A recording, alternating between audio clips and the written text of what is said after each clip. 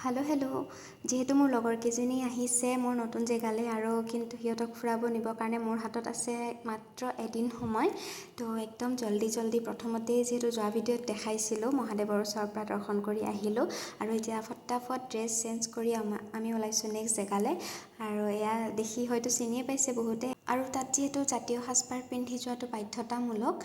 সেইকাৰণে আমিও ধুনীয়াকৈ মেখেলা চাদৰ পিন্ধি গৈছোঁ তাতে অলপ সময় জিৰাই মেলি প্ৰসাদ খালোঁ সেৱাভাগ দিলোঁ আৰু পৰিৱেশটো তাতে ইমান ধুনীয়া ঠাণ্ডা পৰিৱেশ তাতে অলপ সময় বহি আমি ওলালোঁ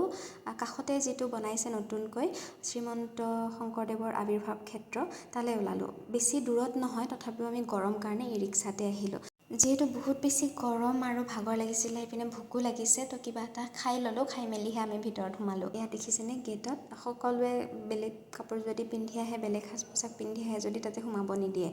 যিবিলাকে জাতীয় সাজপাৰ পিন্ধি আহে সেইবিলাককে সোমাব দিয়ে ইহঁতে আকৌ ঘৰত ফোন কৰি ভিডিঅ' কল কৰি দেখাই আছে ভিতৰত সোমাই এনেকুৱা এটা অনুভৱ হয় মানে ইমান ভাল লাগে নিজৰ লগতে বেলেগকো দেখাব মন যায় সেইকাৰণে সিহঁতেও দেখালে এয়া দেখিছেনে এফৰ্ট মোৰ জীৱনত এনেকুৱা এজন মানুহ লাগে মানে তো আমিও ঘূৰিলোঁ গোটেই